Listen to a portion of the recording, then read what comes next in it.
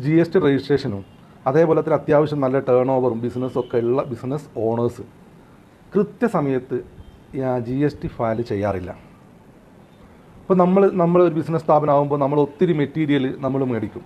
അപ്പോൾ മേടിക്കുന്ന സമയത്ത് നമ്മൾ സപ്ലയർ അവർ GST കൃത്യമായിട്ട് ഫയൽ ചെയ്തിട്ടില്ലെങ്കിൽ നമുക്ക് എന്ത് ചെയ്യാൻ പറ്റില്ല, നിയമപരമായിട്ട് ഇൻപുട്ട് ടാക്സ് ക്ലെയിം ചെയ്യാൻ പറ്റില്ല.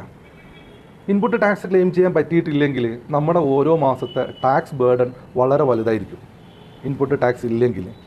അതുപോലെ തന്നെയാണ് ആ സമയത്ത് നമ്മൾ സപ്ലയർ അവരുടെ ബില്ല് അപ്ലോഡ് ചെയ്തിട്ടില്ലെങ്കിൽ വലിയൊരു ടാക്സ് ബേർഡൻ ആണെങ്കിൽ നമ്മുടെ GST ഫയലിങ്ങിനെയും അത് കാര്യമായ രീതിയിൽ എഫക്റ്റ് ചെയ്യും. അപ്പോൾ നമ്മൾ GST ഫയൽ ചെയ്തിട്ടില്ലെങ്കിൽ നമ്മളെ ആശ്രയിച്ചിരിക്കുന്ന കസ്റ്റമേഴ്സിനും ഇതേ അവസ്ഥ വരും.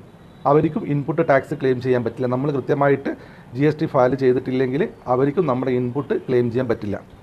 അപ്പോൾ അതും അവർക്കൊരു ബുദ്ധിമുട്ടായിട്ട് മാറും. അപ്പോൾ നമ്മൾ എന്താ ചെയ്യേണ്ടത് വെച്ചാൽ നമ്മൾ എല്ലാ ബിസിനസ് ഓണേഴ്സിനോടും